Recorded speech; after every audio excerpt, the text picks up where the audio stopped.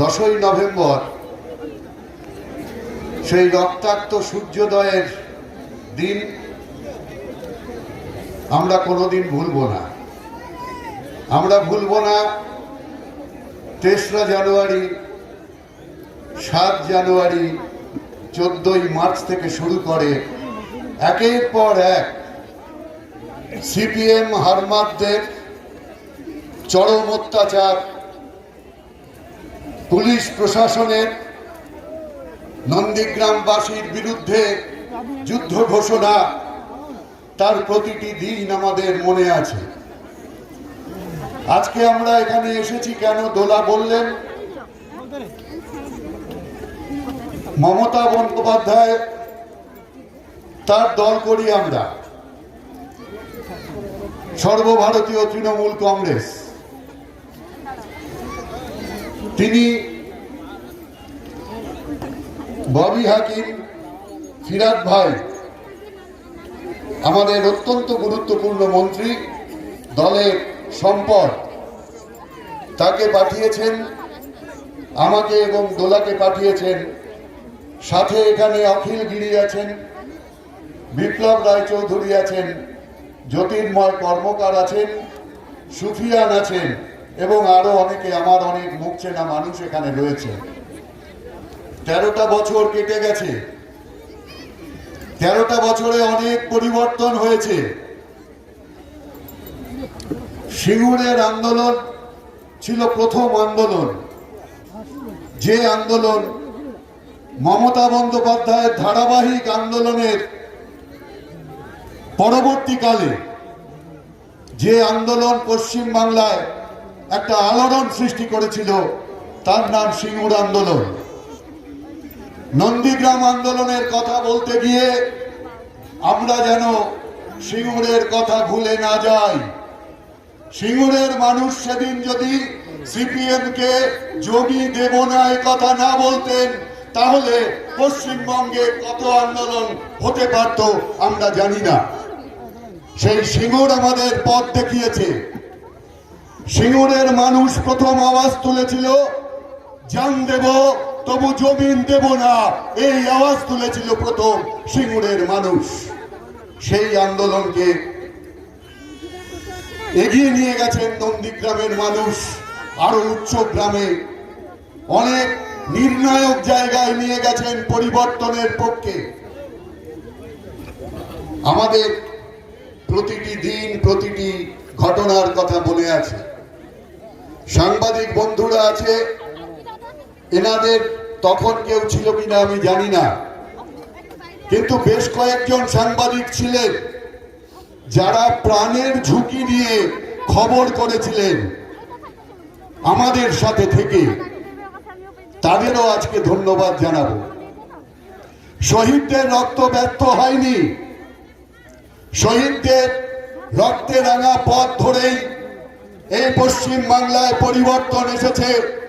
সেই পরিবর্তনের প্রথম বড় সূচনা হচ্ছে পূর্ব মেদিনীপুরে পঞ্চায়েত নির্বাচনে জেলা পরিষদ দখল। সেটা নন্দীগ্রামের মানুষের যেমন ভূমিকা ছিল, গোটা পূর্ব মেদিনীপুরের মানুষের সেই ভূমিকা ছিল, তাকে সালাম জানাই। সাথে সাথে সেই 2008-এ দক্ষিণ 24 পরগনার জেলা পরিষদ তৃণমূল কংগ্রেস দখল করে। নন্দীগ্রাম সিঙ্গুরের আন্দোলন দক্ষিণ 24 পরগনাকেও উজ্জীবিত করেছিল, ভাঙড়ের আন্দোলন। আমরা ভুলিনি সেসব কথা। দিনের পর দিন গেছে। সাংবাদিকদের মধ্যে একজন তখন আনন্দবাজারের সাথে যুক্ত ছিলেন, বিতনু চ্যাটার্জি। এরকম একটা মোটা বই লিখেছেন নন্দীগ্রামের প্রতিদিনকার আন্দোলনের খবর দিয়ে। সেখানে নারায়ণ কোথায়? ওই নারায়ণকে আপনারা অনেকেই, যদি মনে পড়ে, মধুদা হিসেবে জানতেন। মধুসূদন দত্ত নামে পরিচিত ছিল এখানে। প্রত্যেকটি আন্দোলনের সাথে ছিল, তাকে আমি নিয়ে এসেছি আজকে। তার পরিচয় অনেক জানে না। বিতনুর বইতে ওর রেফারেন্স পাবেন পাতার পর পাতা বিতনু ওকে ইন্টারভিউ করেছিল এবং সেটা লিখেছে বইয়ের মধ্যে। শুধু এইটুকু না, বহু মানুষ এসেছেন। আজকে ভূমি উচ্ছেদ প্রতিরোধ কমিটি, সিদ্দিকুল্লাহ সাহেবের ভূমিকা কি কম ছিল? তিনি তৃণমূল কংগ্রেসের বিধায়ক মন্ত্রী। মমতা বন্দ্যোপাধ্যায় এই আন্দোলনের মধ্যে দিয়ে আপনাদের আশীর্বাদে সিপিএম এর কোমর ভেঙে দিয়ে পশ্চিমবঙ্গে মাটি মানুষের সরকার তৈরি করেছেন। সেই ভাঙা কোমর নিয়ে আজও সিপিএম উঠে দাঁড়াতে পারেনি পশ্চিমবঙ্গে। কংগ্রেসের কথা ছেড়েই দিলাম, ওদের আমরা বাদের কথায় ধরি। অধীর চৌধুরীর 14 পুরুষের ক্ষমতা নেই তৃণমূল দলে বাঙল ধরায়। তিনি যার পক্ষে যেই বক্তৃতাই করুন না কেন তাকে আমরা চিনি। তিনি ঘোরতর মমতা বিরোধী, তাই ঘোলা জলে আজকে মাছ ধরতে এসেছেন, তার আমরা পুরোপুরি নিন্দা করি। স্মরণ করতে বলি, নন্দীগ্রাম আন্দোলনের সময় কোথায় ছিলেন? ডাকাবুকো নেতা অধীর চৌধুরী সাহস হয়েছিল নন্দীগ্রামে ঢোকার। আমরা নিজেদের জীবনের ঝুঁকি নিয়ে সেই সময় নন্দীগ্রাম ঘুরে বেরিয়েছি। সুফিয়ান শুধু ভূমি উচ্ছেদ প্রতিরোধ কমিটির সভাপতি নয়, এই আন্দোলনের সাথে অন্যদের নাম যেমন জড়িয়ে আছে, সুফিয়ানের নামও জড়িয়ে আছে। যে কতদিন নন্দীগ্রাম প্রপারে এসেছি, ওর বাড়িতে যাইনি, ওর বাড়িতে থাকিনি, এরকম একটা দিন ছিল না। এই কথাগুলো কেন বলছি? ইতিহাস আসল শিক্ষক। ইতিহাসকে মনে রাখতে হয়। ইতিহাস শিক্ষা দেয়। ইতিহাস এই শিক্ষাই দেয় যে ইতিহাস তৈরি করেন মানুষ। সেই মানুষ যাকে নেতা বা নেত্রী হিসেবে গ্রহণ করেন ততদিনই তারা নেতা বা নেত্রী। সেই মানুষ যেদিন বুঝবেন যে তারা ঠিক মতো কাজ করছেন না, তখন তাদের আজকের যে অবস্থা, এই অবস্থার ধুলোয় মিশে যাবে। লক্ষণ শেঠ ছিল, ইতিহাসের আস্থা করে চলে গেছে। আপনারা দেখেছেন তো সিপিএম নেতাদের আগেকার সব নাম আপনারা জানেন, তারা কি করেছে আমরা তাদের ব্যক্তিগতভাবে চিনি। একদিকে যখন মধুসূদনরা লড়াই করছে, আর একদিকে তখন সিপিএম এর হারবাদ বাহিনীকে নিয়ে যুদ্ধ ঘোষণা করেছিলেন। ব্যাপক পরিমাণে অস্ত্র সমাবেশ করে, তার নাম ছিল মাস্টারদা। আপনারা তাকে দেখেনও নি, চেনেনও না, কিন্তু এই নন্দীগ্রাম দখলের যে মূল মাথা ছিল তাকে অনেক কাল আগে থেকে আমরা চিনি এবং আমরা জানি তারা কোথায় কোথায় ঘাঁটি গেড়েছিল এবং কিভাবে নন্দীগ্রামের মানুষের উপরে এই বর্বর অত্যাচার চালাবে তারা, তার কি পরিকল্পনা আমরা জানতাম সেটা। 10 তারিখের কথা, আমি 9 তারিখের কথা একটু বলতে চাই। 9 তারিখ রাত প্রায় 8টা মমতা বন্দ্যোপাধ্যায় আমাকে, দোলাকে এবং সমীর পুততুণ্ডকে ডেকে পাঠালেন তৃণমূল ভবনে। সেখানে আমরা 12টা পর্যন্ত বসে আছি। কি করছি? যে নন্দীগ্রামে যা চলছে, এ ভয়ঙ্কর হত্যাকাণ্ড আর একটা ঘটতে যাচ্ছে। আমাদের চেষ্টা করতে হবে কি করে আমরা নিহতের সংখ্যা কমাতে পারি। ওই হারমাদ বাঘ নেকড়ের দলের কাছে সাধারণ মানুষের মৃত্যু যাতে বেশি না ঘটে, এই নিয়ে আমরা আলোচনা করছি। আলোচনা করতে করতে রাত 12টার সময় রাস্তা বেরোলো। সেই রাস্তা হচ্ছে মানববন্ধনের রাস্তা। নারায়ণ এখানে আছে, ওই তৃণমূল ভবন থেকে ওকে ফোন করে বলি যে যারা মনে করছে অস্ত্র দিয়ে অস্ত্রের বিরোধিতা করবে তারা মানুষের ব্যাপক ক্ষতি করবে, এই ক্ষতি তোমরা হতে দিও না। যারা অস্ত্র নিয়ে আছে তাদের বলো গঙ্গা দিয়ে চলে যাক, এবং তারা চলে গেল। তার ইতিহাস পরে কাগজে বেরিয়েছে, সাগরে গিয়ে তারা আশ্রয় নিয়েছিল, একজনও মারা যায়নি কেউ। কিন্তু ওরা যে পরিমাণ অস্ত্র সংগ্রহ করেছিল, যে পরিমাণ গড়বেতা থেকে এবং আরো ওদের সুশান্ত ঘোষের বাহিনী, তারা যেভাবে কেন এসেছিল আমরা তাদের সেই হারমানদের জানি, তারা কতটা নৃশংস হতে পারে। তাই আমরা সেই রাত্রে খবর পাঠালাম যে ওদের প্রতিরোধের একমাত্র রাস্তা হচ্ছে প্যাসিভ রেজিস্ট্যান্স, এবং তার কিসের মাধ্যমে করব? মানব শৃঙ্খল গড়ার মাধ্যমে। পরে আমরা খবর পেয়েছি 9 মানুষ শহীদ হয়েছিলেন। আমরা যদি এই রাস্তা না নিতাম সেদিন, মমতা বন্দ্যোপাধ্যায় যদি এই রাস্তার ব্যাপারে একমত না হতেন, তাহলে সেদিন আরো রক্ত গঙ্গা বয়ে যেত এই অঞ্চলে।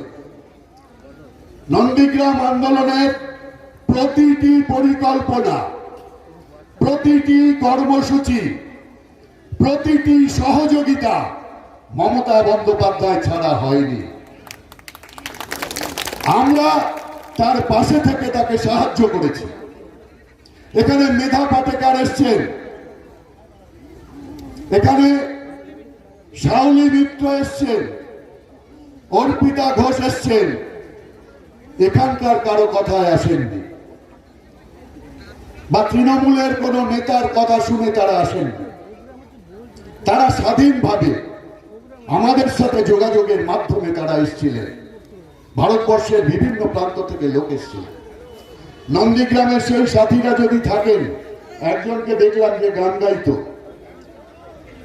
মমতা বন্দ্যোপাধ্যায় হচ্ছেন সেই ব্যক্তি নন্দীগ্রামের আন্দোলনকে যিনি পুঁজি করেননি। নন্দীগ্রামের এই সংগ্রামী মানুষদের তিনি দিল্লিতে নিয়ে গেছিলেন। আমি ছিলাম সেই দলে। মবলঙ্কার হলে দিল্লির বুদ্ধিজীবীরা মিটিং করেছিলেন, সেখানে আহত ছিলেন নন্দীগ্রামের এই মানুষজন। মমতা বন্দ্যোপাধ্যায় নন্দীগ্রামের সংগ্রামী মানুষদের প্রধানমন্ত্রীর ঘরে নিয়ে গেছিলেন, আমরা ছিলাম। তিনি নিয়ে গেছিলেন তৎকালীন রাষ্ট্রপতির ঘরে। এই সম্মান কে কাকে দিয়েছে? নন্দীগ্রামের মানুষকে কোন সাংসদ দিল্লিতে নিয়ে গেছেন, পরিচয় করিয়েছেন, পার্লামেন্ট হাউসটা দেখিয়েছেন যে কিরকম দেখতে। আমরা ভোট দিই, কিন্তু আমাদের বেশিরভাগ জন জানেন না পার্লামেন্টের ভেতরটা কি আছে। আমি দোলাকে ধন্যবাদ দেব। দোলা তার সাথে কাজ করা বহু মানুষকে দিল্লিতে নিজের ঘরে রেখে খাইয়ে পার্লামেন্ট হাউস ঘুরিয়ে দিয়েছে।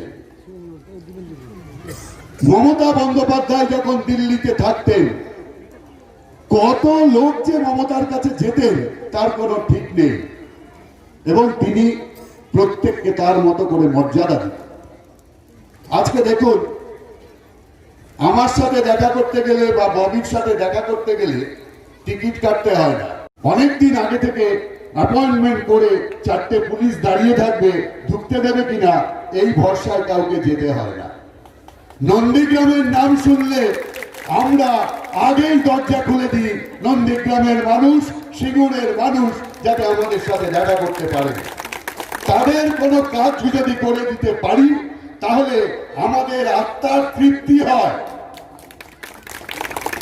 আজকে আপনাদের কাছে আর বড় বক্তৃতা করব না, আমি শুধু এইটুকু বলবো, নন্দীগ্রাম আন্দোলন মানুষের আন্দোলন। আমি ছিলাম না যেদিন তারা আন্দোলন শুরু করেন, মমতা বন্দ্যোপাধ্যায় নন্দীগ্রামে ছিলেন না, তারা সেদিন আন্দোলন শুরু করেন। কিন্তু কোন স্বতঃস্ফূর্ত আন্দোলন 11 মাস টিকে থাকতে পারে না। পৃথিবীর কোন আন্দোলনের ইতিহাসে লেখা নেই। এই স্বতঃস্ফূর্ত আন্দোলনকে মমতা বন্দ্যোপাধ্যায়ের নেতৃত্বে আমরা সচেতন আন্দোলনে পরিচালিত করেছিলাম। তৃণমূল দল, তার ঝান্ডা, তার নেত্রী, তাকে যারা বাদ দেওয়ার সাহস পান তারা ইতিহাসের কথা ভুলে যান। ব্যক্তিগতভাবে আমি খুব স্পষ্টভাবে বলতে চাই, শুভেন্দু আমার অত্যন্ত স্নেহধন্য, আমি তাকে ভালোবাসি, কিন্তু একথা খুব পরিষ্কার, শুভেন্দু যদি আজকে আমাদের প্রধান শত্রু, আমাদের রাজ্যে, দেশে বিজেপির পক্ষে একটুও কাজ যদি করতে শুরু করে, তাহলে আমাদের মতো বহু মানুষ আছে পশ্চিমবঙ্গে যারা রুখে দাঁড়াবে। এটা আপনাদের আগাম কথা বলে গেলাম, আমি ধরে নিচ্ছি না যে ওই দিকেই যাবে। আমি একটা কথাই বলতে চাই, মমতা বন্দ্যোপাধ্যায়ের ছবি আমাদের মাথায় থাকা আর না থাকা, এর তফাৎ বিরাট তফাৎ। আজকে যারা বুঝছেন না, আগামী দিনে হাড়ে হাড়ে বুঝবেন। এটা শুধু নন্দীগ্রামের মানুষ না, গোটা পশ্চিমবঙ্গের মানুষ বোঝাবে। সংগ্রামী মানুষকে এগিয়ে নিতে, নন্দীগ্রামের উন্নয়নে মমতা বন্দ্যোপাধ্যায় এবং সরকারের ভূমিকা কেউ অস্বীকার করতে পারবে? কেউ পারবে না। সমস্ত নন্দীগ্রামে আজকে যে উন্নয়নের ছবি, মমতা বন্দ্যোপাধ্যায় ফাইলে সই না করলে একটা উন্নয়নও হতো না। কোন কারো ব্যক্তিগত কারিশমায় তা হয়নি, এটা আমরা জানি। তার কারণ আমরা মন্ত্রিসভার সদস্য, মন্ত্রিসভায় প্রতিটি বিষয় ওঠে, সেখানে স্যাংশন হয়, তারপরে একটা কর্মসূচি কার্যকরী হয়। ব্যক্তির দায়িত্ব, কৃতিত্ব হচ্ছে কাজটা তাড়াতাড়ি যদি করাতে পারে, সেইটা তার কৃতিত্ব। এই ক্ষেত্রে সরকার এবং মমতা বন্দ্যোপাধ্যায়, তাকে বাদ দিয়ে কোনো কথা হতে পারে না। আপনাদের আর বিশেষ কথা আমি বলবো না, আমার মূল কথা আমি বলে দিয়েছি। সিপিএম শত্রু ছিল বলেছি, তাদের কোমর আমরা ভেঙে দিয়েছি, মানুষ দিয়েছে। এখন শত্রু বিজেপি, তারা বলেছে 200 আসন দখল করবে পশ্চিমবাংলায়। এই সময় আমাদের মধ্যে দলাদলি ভাগাভাগি করাটা আমাদের কাজ না। আজকে সবাইকে এক হতে হবে যদি পশ্চিমবাংলাকে বাঁচাতে হয়। এবং মমতা বন্দ্যোপাধ্যায়কে মুখ্যমন্ত্রী না করতে পারলে আগামী পশ্চিমবঙ্গ কোথায় যাবে এখনো কল্পনা করতে পারছেন না আপনারা। আগামী দিন সেই ভয়ঙ্কর দিন হতে পারে। আসুন সবাই দাঁড়িয়ে এক পয়েন্টেও যার সাথে আমার মিত্রতা হবে তার সাথে সেই মিত্রতা তৈরি করি। 10 পয়েন্টে যার সাথে বন্ধুত্ব হবে তার সাথে বন্ধুত্ব করি। বন্ধুদের সংখ্যা বাড়াই, ঐক্যের পরিধি বাড়াই। বিজেপির বিরুদ্ধে এই কঠিন লড়াইয়ে আমরা সামনের সারিতে থেকে আসুন সেই লড়াই করি। ভালো থাকবেন আপনারা সবাই। করোনার সময় মমতা বন্দ্যোপাধ্যায়কে আপনারা মনে রেখেছেন, মনে রাখবেন। আমাদের দৃঢ় আত্মপ্রত্যয় আগামী দিনগুলো আসুন। নন্দীগ্রাম আবার সিপিএম এর মতো বিজেপিকে বলুক যে বিজেপি পশ্চিমবঙ্গে আর না, আর না, আর না।